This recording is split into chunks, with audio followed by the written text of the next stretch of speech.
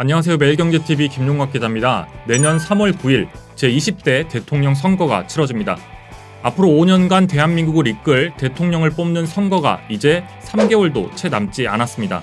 후보들의 정치 철학과 정책을 하나하나 꼼꼼하게 따져봐야 할 시점입니다. 그래서 이번 주부터는 특별히 대한민국을 이끌 가능성이 큰 후보들의 경제 정책에 대한 이야기를 들어보는 자리를 마련했습니다. 먼저 오늘은 더불어민주당 이재명 후보의 깐부라고 불리는 분입니다. 이재명의 깐부 김남국 민주당 의원님 모셨습니다. 의원님 안녕하세요. 네, 안녕하세요. 현재 이재명 선대위에서 온라인 소통 단장을 맡고 계시잖아요. 네. 근데 제가 방금 설명드린 것처럼 요즘에는 이재명의 깐부라는 별명으로 좀 더 많이 불리시는 것 같은데 요즘에 이렇게 불리고 있는 별명은 어떻게 좀 어떤 배경에서 좀 이게 만들어진 건가요? 깐부라고 불러주신 건 좀 너무 과한 호칭인 것 같고요. 아무래도 경선 캠프에서 수행실장을 맡아서 경선 기간 내내 이제 후보자와 붙어 다니다 보니까 이제 많은 지지자들과 국민께서 그렇게 인식을 하시는 것 같은데요. 깐부라는 말은 감히 제가 부를 수 없는 호칭 같습니다. 깐부는 네. 보통 요즘에 왜 그 이제 깐부가 이슈가 됐던 게 그 오징어 게임에서 이슈가 되면서 그 다 같이 나누는 거잖아요. 깐부 뭐 나눈다기보다는 그 정치적 동지라고 말씀을 드리고 싶은데요. 이제 동지라고 하는 게 그런 거잖아요. 비가 오면 함께 비를 맞아주고 우산을 함께 쓰고 또 어려울 때 힘들 때 같이 하는 것 그런 것들이 이제 동지가 아닌가 생각이 드는데요. 정치적 여러 가지 가치와 이념과 이상향, 비전 이런 것들을 공유하고 있기 때문에 함께하는 정치의 어떤 동반자, 동지 이렇게 말할 수 있을 것 같습니다. 아무래도 정치적인 비전이라든가 어떤 가치관이라든가 철학이라든가 이런 것들을 다 공유하고 있으시기 때문에 그래서 오늘 그 이재명 후보의 뭐 경제 정책이라든가 그리고 이재명 후보가 가지고 있는 어떤 생각들에 대해서 또 자세히 말씀을 해주실 수 있는 분이라고 생각이 되는데 저희 방송을 보는 그 시청자들은 대부분 뭐 주식 투자라든가 뭐 가상화폐, 재테크 이런 것들에 관심이 있는 분들이 많이 시청을 해주시거든요. 예.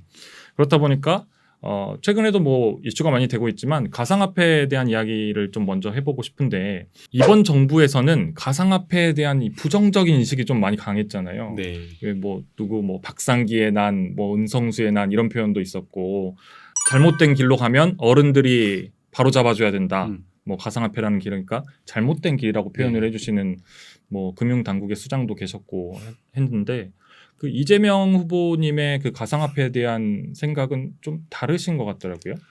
이재명 후보 같은 경우에는 기본적으로 좀 시장주의자 그리고 실용주의적인 어떤 생각과 사고를 가지고 있는 경향이 있기 때문에 가상화폐를 좀 바라보는 시각이나 이런 것들도 좀 현실에 맞춰서 좀 판단을 하는 것 같습니다. 지금 이제 뭐 가상자산에 대해서 여러 주장이 엇갈리고 있고 또 사실 이런 어떤 주장과 평가들이 뭐 지금 이 시점에서 하는 평가와 한 3, 4년 전, 4, 5년 전에 하는 평가가 좀 달랐다라고 생각이 되는데요.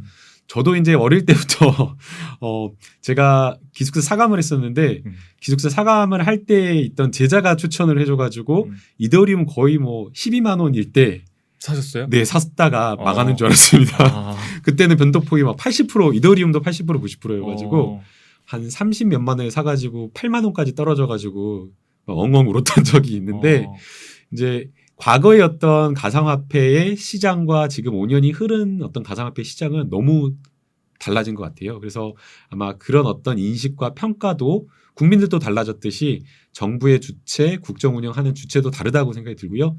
특히나 이제 이재명 후보 같은 경우에는 아까 말씀드린 대로 실용주의고 그냥 이제 말만 그냥 실용주의가 아니라 주식이라든지 이런 부분에 직접 투자를 했다가 큰 손실을 본 경험도 있어서 아마 가상화폐나 이런 어떤 거래소 이런 시장에 대해서 조금 더 긍정적으로 보고 또 산업적인 측면에서 바라보고 있는 것 같습니다. 그럼 이 산업을 그러니까 긍정적으로 보시는 차원을 떠나서 이 산업을 좀 키우고 육성하겠다는 그런 계획도 좀 있으신 건가요?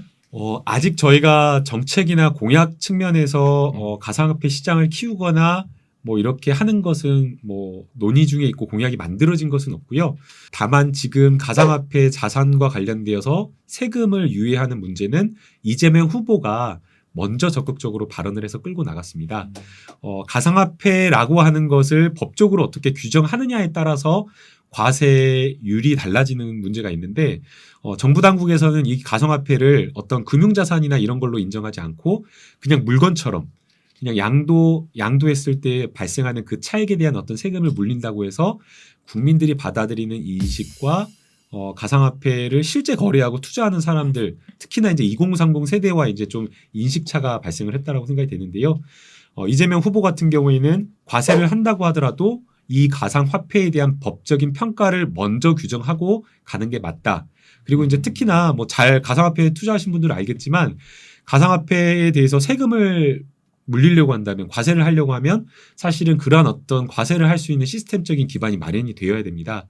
그런데 지금 현재 국내에서는 어느 정도 예컨대 특정한 어떤 계좌, 연결 계좌가 정해져 있고 실명과 관련된 정보를 다 확인하고 있기 때문에 그게 가능하지만 해외에서 거래한 것에 대한 과세를 하기 어렵다라는 부분이 네. 있어서 이런 부분도 해결이 돼야지 우리 헌법에서 정하고 있는 공정과세, 공평과세가 가능할 거라고 생각됩니다. 그러면 말씀 주신 것처럼 이렇게 과세의 대상이 되는 가상화폐를 먼저 정의를 하고 그 정의가 끝난 다음에 과세 대상을 정확하게 국세청이라든가 이런 곳들에서 정확하게 대상을 명시할 수 있을 때 이제 과세가 될 텐데 그게 내년 1년 정도면 또 될까요? 아니면 또 유예가 필요한 상황일까요? 1년 정도면 충분히 가능하다라고 생각이 되고요. 이제 뭐 정무위나 이런 곳에서 좀 논의를 또 하겠지만 지금 이제 가장 이제 큰 차이가 있는 것이 이제 가상화폐를 금융자산 소득으로 볼 것이냐 아니면은 그냥 양도 차익, 기타 소득으로 볼 것이냐 이런 차이가 있는 것 같습니다. 그래서 이제 지금 현재 정무위에서 처음에 법안이 통과됐던 것은 그냥 이제 기타 소득으로 봐가지고 과세 공제라고 하죠. 과세 공제를 250만 원까지만 인정을 해주다 보니까 주식에 대해서 5천만 원까지 공제하던 것과 너무나 이렇게 차이가 나다 보니 많은 국민들이 좀 반발했고 또 그리고 이런 어떤 투자를 하는 것이 2030 세대인데 네. 2030 세대들 사실은 거의 뭐 투자 이렇게 운영하는 금액 자체가 크지가 않잖아요. 그렇죠. 네. 많아야 아마 몇 천만 원 정도일 건데 네. 그러한 부분에 대해서 이제 과세 공제액이 너무 적다 보니까 주식과 불평등하다라고 많이 지적을 좀 했던 것 같습니다. 어떤 소득으로 보는지에 따라서 또 금융 자산으로 만약에 판단을 하게 되면 그에 맞는 금융 소비자 보호와 걸맞는 그 투자자들 보호가 또 필요할 테니까 예. 그런 부분들도 같이 논의를 좀 해주셔야 되겠네요. 네, 그래서 지금 정무위에서 그리고 저희 캠프에서도 같이 논의를 하고 있는데요. 결국에는 그 주식 시장도 마찬가지로 투자자가 안전하게 투자를 하고 또 그리고 시장 교란하는 행위가 있으면 안 되거든요. 소위 말하는 주가 조작 이런 것들이 있으면 거기에 투자하는 개인 투자자들이 가장 많은 피해를 보기 때문에 가상화폐 시장에서의 이런 어떤 시장의 안정성이나 공정성을 만드는 그런 규제도 굉장히 중요하다라고 생각이 됩니다. 지금 현재 같은 경우에는 가상화폐에서 세력들의 놀이터다라고 이야기를 하면서 막 뭐 하루에도 그냥 뭐 하루가 아니라 잠깐 사이에도 막 수십 배 뭐 이렇게 뛰는 급등하는 그런 종목들이 있는데 그러한 어떤 시세 조정 행위에 대해서 처벌할 수 있는 법적 근거도 마련하는 것이 검토 중에 있습니다. 이재명 후보도 이제 주식 투자 경험이 있다고 네. 여러 차례 이제 방송과 강연에서 이야기를 했었는데요. 네. 거의 뭐 전세금 빼고는 다 날렸다고. 아 그래요? 네. 심지어는 뭐 선물까지 투자를 하셨다고 하니까 아마 그 주식 투자나 아마 가상화폐나 이런 걸로 손실을 보신 분들과 그 경험을 같이 하고 계시지 않을까라는 생각이 드는데요. 아니 근데 네. 맞아요. 후보님도 보니까 이재명 후보님도 그 선물 투자를 좀 하셨다고 들었는데 그거는 성적표가 좀 어떠셨어요? 완전히 쫄딱 망했다고. 그 본인한테는 투자 금액 손실인데 네. 아내분한테는 네. 사모님께는 이게 피해 금액이라고. 당했다. 당했기 때문에 피해 금액인데 아. 사모님께서 그 피해 금액을 아직도 모르고 계신다라고 피해 하시더라고요. 예. 다음에 언제 기회가 되면 저희가 후보님을 한번 모셔가지고 그 피해 금액을 한번 오픈할 수 있는 걸로 좀 한번 해보겠습니다. 그 시청자분들도 관심이 제일 많으실 것 같은데 이 주식 시장에 대해서도 이재명 후보님께서 어떻게 생각을 하는지가 되게 궁금하거든요. 근데 뭐 배당이라든가 공매도라든가 이런 데에 대해서 조금씩 이제 의견을 내주고 있으신 것 같기는 한데 예. 먼저 배당은 아무래도 지금 현 정부에서도 배당 확대를 좀 아무래도 추진을 하고 있는데 생각처럼 배당의 확대가 기업들의 배당 확대로 이어지고 있는 것 같지는 않아요. 사실. 네. 그래서 후보님 같은 경우에는 좀 어떤 생각을 갖고 계신지도 궁금하더라고요. 우선 이제 후보님이 주식 시장에 대해서 가지고 있는 생각은 크게는 두 가지인데요. 첫 번째는 우리 한국의 디스카운트를 해소해야 된다. 지금 이제 최근에 그 뭐 한 3,200, 300까지 가까이 이제 오르기도 했었는데요. 사실 이것은 우리 주식 시장이 재평가돼 가지고 올라갔다라기보다는 시중에 워낙 이제 유동성이 많이 풀리다 보니까 부동산으로도 가고 주식 시장으로도 가면서 이제 급등을 한 측면이 있는데 아예 그 체질 자체를 바꿔서 주식 시장에 우리 한국만의 고질적인 어떤 디스카운트를 해소해서 업그레이드 시켜야 된다는 생각을 가지고 있습니다. 그게 이제 첫 번째 하나의 큰 생각이고요. 그 다음에 이제 두 번째는 뭐 수단이면서도 방법이라고 또 보이는데요. 그런 것들이 가능하게 하려면 개인 투자자들과 기관 투자자들이 투자할 수 있는 공정한 환경을 만들어줘야 된다라는 것이 큰 틀에서 두 번째 생각입니다. 뭐 그 중에 이제 하나가 뭐 디스카운트를 해소하는 것 중 하나가 아마 기업의 배당을 늘리는 거라고 보이는데요. 네. 이제 저희 같은 경우에는 고배당주 찾기가 사실 어렵잖아요. 그리고 또 뭐 미국 같은 경우에는 막 분기별로 이렇게 맞아요. 3, 4, 뭐 9, 12 이렇게 해갖고 분기별로 이렇게 배당하고 그러는데 우리는 이제 워낙 그런 어떤 고배당주를 찾기도 어렵고 배당에 대한 어떤 배당률 자체가 너무 낮다 보니까 이러한 어떤 기업들의 배당을 좀 늘리는 방향으로 가야 된다라고 좀 고민을 하고 있고요.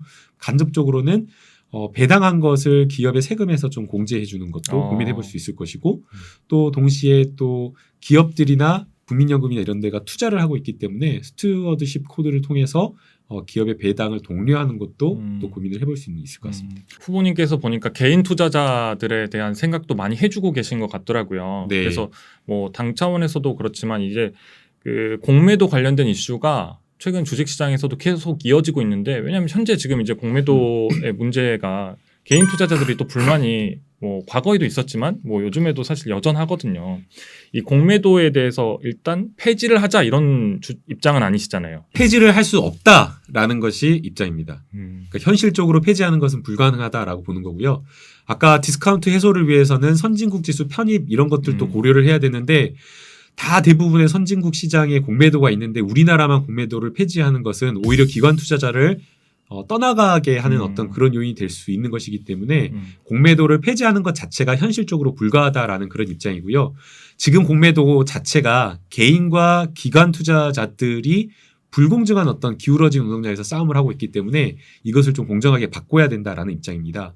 뭐 예컨대 개인 투자자들 같은 경우에는 30일에서 90일까지밖에 공매도를 못 하는데 기관 투자자들은 6개월에서 1년 가까이 뭐 아주 장기간까지 할 수 있기 때문에 기간에 있어서도 불공정하고 또 그리고 공매도 했을 때의 수수료나 이런 것들도 보면 개인은 뭐 5% 굉장히 높은데 기관 투자자들은 1%에서 3% 정도의 이율로 이렇게 하고 있는 그런 수수료를 받고 있어서 이런 것들을 공정한 룰로 바꿔주는 게 좀 중요하다라고 지금 생각을 하고 있습니다. 그러면 이제 궁극적으로 좀 주식시장에 좀 이런 부분들을 문제라고 생각하시는 부분들 혹은 우리나라 주식시장을 좀 어떤 방향으로 발전시켜야 된다고 그림을 그리고 계시는 건지 좀 궁금하더라고요. 이제 앞서 제가 서두에 말씀드린 대로 아마 주식시장에 주식 투자하시는 분들 제일 바라시는 게 주식 가치가 올라가는 거라고 그렇죠. 생각이 되거든요. 그렇죠.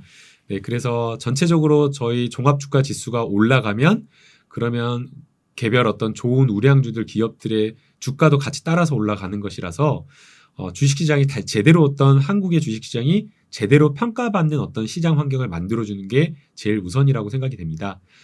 그렇게 하기 위해서 공매도와 관련된 부분 그리고 또 시장의 투명성을 또 제고하고 또 주가 조작하거나 이런 것들이 문제가 상당히 되고 있기 때문에 상시적으로 감시하는 시스템을 만들어서 주가 조작이라든지 시장 교란하는 어떤 이런 행위들을 막는 그런 어떤 시장, 건전한 시장을 만드는 게 매우 좀 중요한 것 같습니다. 지수가 올라가기 위해서는 또 자금이 들어와야 되잖아요. 네. 근데 우리나라에서 지금 자금이 대부분 다 부동산 시장에 지금 이렇게 너무 쏠려 있고 지금 투자가 되고 있는데 이 자금을 주식 시장으로 좀 가져올 필요성도 있다고 생각하는데 좀 그런 계획이나 이런 것들은 어떻게 세우고 계세요? 이제 부동산과 관련되어서는 사실은 우리나라에 약간 좀 부동산 불패 또 부동산으로 돈 버신 분들도 꽤 있기 때문에 부동산을 주거의 어떤 목적이라기보다는 주거의 목적에 더해서 투자 수단으로 삼는 경우가 많았었는데요. 그러다 보니까 지금의 어떤 어떻게 보면 지금 시장에서의 여러 가지 부동산 폭등이 좀 가중된 측면이 있습니다. 그래서 주거 목적으로 투기 수요를 차단하는 그런 어떤 부동산 시장을 만드는 게 중요하다 보이고요. 그리고 이제 이런 어떤 투기 수요를 주식 시장으로 조금 유인할 수 있는 여러 가지 방법들도 고민을 해야 된다고 보입니다. 뭐 그렇게 하기 위해서는 뭐 과세공제를 좀 높이는 것도 금융자산 소득에 대한 과세공제액을 높이는 것도 고민해 볼 수가 있고요.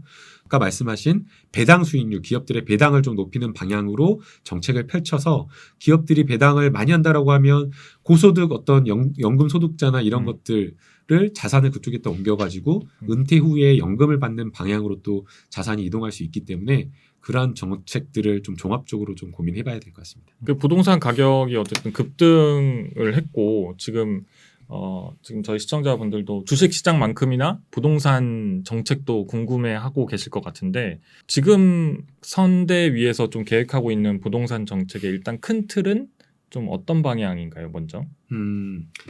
이제 큰 틀에서는 과세 하나가 있을 거라고 과세. 보이고요. 그다음 두 번째는 투기 수요 억제. 과세를 통한 뭐 투기 수요 억제일 수도 있겠지만 투기 수요를 억제하는 거. 그다음에 이제 세 번째는 공급 이렇게 될 것으로 보입니다. 부동산 정책과 관련되어서는 저희가 너무 이제 좀 실패하고 좀 실기한 측면이 있어서 국민 여러분께 정말 송구한 측면이 있고요. 제일 지금 첫 번째로 공약 중에 고려하고 있는 것은 서울 중심지 또는 근교에 100만 호 이상, 100만 호 가까운 주택, 대규모의 어떤 주택 공급을 늘리는 것, 이게 가장 우선이라고 보고 있고요. 그 다음에 이제 두 번째는 1가구 1주택. 기본적으로는 1가구 1주택을 원칙으로 하고 불가피하게 어떤 예외적인 그런 2주택이 있을 수 있잖아요. 네. 예컨대 부모님이 갑자기 돌아가셔서 부모님으로부터 주택을 물려받는다든지 그렇죠. 네. 아니면은 서울의 서울 수도권에 살면서 주택이 하나 있는데 발령을 지방으로 나가지고 그런 경우도 지방에 있을 수 있는 있죠. 주택을 네. 가지시게 되는 그런 어떤 예외적인 어떤 그런 경우가 아니라고 한다면 1가구 1주택을 원칙으로 해서 실수요자에게 주택 공급이 이루어질 수 있도록 그러한 어떤 일관적인 정책을 또 펴는 것도 중요하다라고 생각이 됩니다. 의원님은 지금 1가구 1주택이신가요? 1가구 무주택입니다. 저도 2016년 말 17년에 주택을 사려고 했었는데 네. 그때 막 뭐 주택을 알아보고 다니는데 막 가격이 오르고 있는 상황이었거든요. 그래서 꼭지에 올라와 있는 상태에서 딱 멈췄거든요. 딱 이 상황이었습니다. 지금 이때 이 상황. 그러니까 저 만약에 예. 사셨으면 지금 실망할 뻔했는데 왜 자꾸 집 사지 말라고 많이들 이렇게 팔라고 많이들 하시면서 의원님은 사셨으면 실망할 뻔해가지고 그때 그래서 또- 부동산 중개사님들하고 막 엄청 정책 토론하면서 문재인 정부의 정책을 믿습니다 이러면서 주택을 안 샀는데 그때 막 사라고 했던 게 네. 사라고 하셨는데 너무 약간 후회가 되기도 하는데요. 그러나 후회하지 않는 게 또 그때 사지 않고 그 전세 자금을 잘 굴려가지고 수익을 많이 냈기 때문에 그걸 후회하지 않습니다. 그러면 혹시 그게 수익을 굴린 게 주식 투자? 주식 투자로 뭐 이렇게 해가지고 많이 불렸기 때문에 정말 바람직한 투자자시네요, 진짜. 물론 그 의원님은 주식 투자를 직접 투자를 국회의원들은 이제 일정 부분 어떤 그 종목에 대해서 투자가 이제 제한되어 있습니다. 그래서 예컨대 상임위가 산자위다 그러면 산자위와 관련된 주식들은 대부분 다 금지가 되고 있는 거고요. 농해수위다 그러면 농해수위와 관련된 주식 이런 것들은 다 금지가 되어 있습니다. 그래서 직접 투자가 안 되고 백지 신탁을 해가지고 맡겨가지고 다 팔도록 되어 있습니다. 예. 근데 어쨌든 뭐 장기 투자를 하시는 거겠죠? 매일매일 보실 수는 없잖아요. 바쁘시니까 일정이. 장기 투자를 해야 된다고 말을 하는데 이게 말처럼 쉽지가 않습니다. 장기 투자가. 네. 그렇죠. 다들 아시잖아요. 주식장을 네. 열면 쉽지 않죠. 네, 다들 아시다시피 이거 뭐 다 뭐 주식 시장에 뭐 제일 쌀 때 사가지고 뭐 비쌀 때 팔아라. 그 다음에 장기 투자해라. 쓰지 않는 돈으로 이렇게 묵힐 수 있는 돈으로 투자해라. 그 다음 또 뭐죠? 거꾸로 역으로 투자해라. 사람들 뭐 시장에서 곡소리 날 때 그때 그렇죠, 들어가라 그렇죠. 이렇게 하는데 공포에 사라 그러는. 예, 공포에 사라 그러는데 공포에 어떻게 살 수 있나요, 사람이? 저도 그래서 공포에 못 살겠더라고요. 공포에 사라고 하는데. 여러분들 이거 주식 전문가들 다 그렇습니다. 아니 그 이재명 선배님이 딱 강연에서 딱 그 이야기를 하는 거예요. 청년 간담회에서 이제 청년들도 주식 투자에 관심이 많고 가상화폐 투자에 관심이 많으니까 어떻게 투자에 성공하냐라고 물어보니까 이재명 후보가 딱 그 이야기를 한 거예요. 원론적으로 쌀 때 사가지고 비쌀 때 팔라고. 그리고 우량주를 장기 보유하면 무조건 수익을 낼 수 있다 그러더라고요. 그래가지고 청년들이 그래갖고 어떤 종목으로 수익을 냈냐고 여쭤보니까 뭐라고 하는지 아세요? 뭐 삼성전자 하신 거 아니에요? 아니요. 그렇게 하지 못해서 손해봤다고. 그러니까 본인하고 반대로 해라. 약간 이런 그 말씀을 또 해주셨네요. 잃어봐야 된다고. 나중에는 이제 조금 메꾸셨다고 하더라고요. 네. 아니 근데 이제 부동산 이야기를 부동산 말씀을 하다가 지금 너무 멀리 왔는데 예, 부동산 이제 공급 서울에 100만 호 서울과 서울 근교를 포함해서 100만 호 이런 계획하고 계시다고 했는데 저도 무주택자 입장에서 주택이 없기 때문에 굉장히 관심이 많은데 왜냐면 너무 또 멀리 지어주시는 거는 사실 실수요자 입장에서도 출퇴근이 이게 가능할까 하루에 뭐 3시간씩 출퇴근하는 게 이게 가능할까 뭐 이런 생각도 있고 해서 서울 근교에 그리고 서울 안에 이렇게 좀 공급을 좀 많이 해주는 게 좋은 것 같은데 좀 어떤 구체적으로는 어떻게 계획을 하고 계세요? 아직 공약이 발표가 안 돼서 만약 제가 여기서 공약을 말씀드리면 바로 전 잘립니다. 네, 해고될 수 있기 때문에 구체적 공약이나 이런 거를 말씀드리긴 어렵고요. 그런데 다 이제 고민하시고 생각하시는 것처럼 빨리 공급이 돼야 된다라는 거. 예. 맞아요. 신도시 개발하고 하는 것들 이제 상당 기간 시간이 좀 걸릴 수 있기 때문에 대규모 주택 공급을 하더라도 빠른 시일 내에 공급이 되어야지 주택 시장이 안정화될 것이다라는 그 목표가 하나 있는 거고요. 그다음에 이제 두 번째는 멀리 저기 이렇게 가버리면 출퇴근하는데 굉장히 좀 시간이 많이 걸려서 거기에 따른 비용적인 어떤 측면도 있고 시간 소요로 인해 뭐 직장인도 너무 힘들잖아요. 맞아요. 술도 제대로 못 먹고 뭐 택시 타고 가기도 어렵고 그래서 그런 부분을 고려해서 서울 아주 최적의 근교나 아니면 서울에 찾을 수 있는 유휴부지를 찾아서 주택을 공급을 늘리는 게 지금 현재로서는 공약의 목표입니다. 뭐 아직 공약을 오픈해 주실 수 없다고 하니까 저는 개인적으로는 사실 실수요자에 대한 대출을 좀 많이 확 좀 풀어주셨으면 좋겠다는 생각도 한편으로 하는 게 아니 부동산 가격이 너무 올라와 있어서 이게 살려고 해도 대출이 없으면 살 수가 없어요. 이게 아니 뭐 꼭 이 젊은 나이에 이제 사야 된다 이런 건 아니지만 근데 실수요자분들도 대출 없이는 살 수 없는 가격이 돼버렸기 때문에 이제는 좀 현실적으로 대출도 좀 많이 어디 사시나요, 기자님은? 저는 이제 남영 쪽에 있는데요. 남영 쪽도 뭐 서울에 안 비싼 곳이 없어졌죠. 저는 거기서 이제 혼자 살고 있기 때문에 저는 굉장히 작은 남영 근교나 아니면은 뭐 조금 이렇게 집값이 싸다고 하는 뭐 동작, 관악, 뭐 구로 이런 쪽의 집값들도 거의 다 지하철역 가까운 데는 뭐 30평대는 9평이라고 하는 30평대가 거의 10억 이상입니다. 15억에서 신축 같은 경우에 15억에서 17억 이 정도인데요. 대출해서 사실 수 있으세요? 너무 비싸요. 네. 너무 비싸요. 대출해서 살 수 없는 가격입니다. 네. 예. 그래서 주택을 진짜 구입하고 싶어 하시는 분들이 있다는 거 알아요. 그러나 지금 대출의 어떤 규제를 확 풀어줬을 때에 또 주택 가격을 상승시키는 요인으로 작용할 수도 있고 또 대다수의 평범한 국민들은 그 가격으로 대출을 늘려줘도 살 수가 없는 거예요. 그거 어떻게 평생 갚아요? 맞아요. 예, 그래서 그게 올바른 정책의 방향인지는 저는 고민을 해봐야 된다고 생각이 들고요. 다만 지금 이제 뭐 주택을 구매하는 부분에 있어서 DTI나 뭐 LTV 이런 부분은 정책의 일관성을 가지고 가는 것도 매우 중요해서 이것은 좀 신중하게 고민할 필요는 있다고 보입니다. 다만 전세와 관련된 부분 신혼부부들 바로 집 사는 경우 거의 없고 대부분 전세로 시작하는 경우가 많을 텐데요. 그렇죠. 1인 가구도 마찬가지고요. 그래서 이런 부분에 있어서 똑같이 일률적으로 대출을 규제해버리면 가계의 어떤 주택이나 이런 부분에 있어서 가계부채를 줄이는 데의 어떤 정책 목표는 달성하겠지만 실제 실수요자들이 너무 피해를 보기 때문에 이런 부분은 즉각적으로 실수요자 중심의 정책을 피는 게 맞다라고 생각이 됩니다. 그래서 정부가 처음에는 아마 11월 달에 처음에는 일률적으로 줄였다가 굉장히 좀 시장 상황이나 국민들의 여론에 이렇게 반발에 부딪혀서 다시 이제 규제를 푼 걸로 알고 있기 때문에 그런 부분은 실수요자에 맞게끔 부담이 되지 않게 좀 정책을 펴지 않을까 생각이 듭니다. 네, 그런 부분들은 좀 그 신혼부부 말씀해 주셨으니까 생각이 나는 건데 이 신혼희망타운이라든가 이런 부분에 있어서 요즘에 그 신혼부부들이 불만을 가지고 있는 것 중에 하나가 신혼희망타운에 들어갈 때 그 아파트 가격이 분양가가 일정 수준을 넘어가면 의무적으로 대출을 받고 나중에 거기서 이제 이 아파트를 매각할 때 거기서 나오는 차익에 대해서 정부하고 수익을 공유해야 된다. 뭐 이런 부분이 있는데 여기에 대한 불만이 또 좀 있는 것 같아요. 그러니까 제가 아직 결혼을 염두에 두고 있지 않아서 아주 먼 요원한 기기여서 그 희망타운 그 정책이 어떻게 되는지 모르겠는데 그 보통 그 모기조론 하게 되면 수익 공유형과 손익 공유형 모기조론이 있어가지고 수익이 났을 때에 공유를 하는 것 그리고 손익 공유형은 수익뿐만 아니라 손실이 났을 때도 같이 이제 공유하는 그런 경우가 있는데요.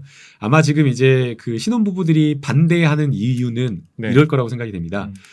지금 부동산이 계속 올라가고 있는데 음. 올라갈 것을 기대가 더 큰 상황에서 대출을 받았는데 그 수익을 나눠 갖는다라고 하는 것, 그렇기 때문에 이제 탐탁치 않아 하는 거라고 생각이 되고요. 그렇죠. 네. 저는 더 탐탁지 않은 게 왜 그거를 결혼한 신혼부부에게만 정책을 해주는지. 아니 의원님도 그러니까 결혼을 하세요. 결혼을 아니 1인 가구가 지금 40%를 넘어가고 있습니다. 그래서 1인 가구를 위한 그 부동산 정책, 주거 정책 매우 중요하고 맞아요. 필요하다고 생각이 됩니다. 저도 1인 가구이기 예. 때문에 저도 강력하게 그런 정책들이 좀 맞습니다. 있었으면 좋겠습니다. 더군다나 계속 1인 가구로 살 가능성도 지금 매우 높기 때문에 이렇게 신혼부부를 우대하는 정책이 굉장히 좀 이렇게 요즘에 그 뭐지? 뭐 방송 중에 나는 솔로 이런 거 좀 유명하던데 여기 그 저희도 섭외 이렇게 해가지고 솔로 의원 특집 이렇게 좀 출연 한번 이렇게 하시면 좋을 텐데. 네, 그래서 저출산에 대한 책임을 통감하고 있습니다. 의원님 오늘 예. 그 여기까지 와주셨는데 저희 또 시청자분들께 뭐 말씀하시고 싶은 거 있으시면 마지막으로 좀 한마디만 부탁드릴게요. 이제 뭐 정치 그리고 국회의 역할 뭐 많이 있을 거라고 생각이 되는데요. 뭐 사회의 어떤 갈등을 통합시키는 것도 정치의 역할이고 또 여러 가지 사회적 자원을 조정하는 역할도 정치, 국회의 역할이라고 생각이 됩니다. 그리고 이제 무엇보다 더 중요한 것은 먹고 사는 문제. 사람이 살 때 편안한 어떤 그런 안정된 삶을 살 수 있도록 먹고 사는 문제를 해결하는 것이 제일 중요하다라고 생각이 되고요. 그래서 민생을 챙기면서 또 지역을 발전시키는 그런 어떤 정치인이 될 수 있도록 저도 함께 열심히 하겠습니다. 감사합니다. 네, 오늘은 일단 여기까지만 말씀을 듣기로 하겠습니다. 그리고 나중에 추후에 기회가 된다면 또 이재명 후보님을 직접 한번 모시고 더 자세한 내용을 시청자분들께 전달드릴 수 있도록 하겠습니다. 네, 오늘 말씀 감사합니다. 네. 네, 감사합니다.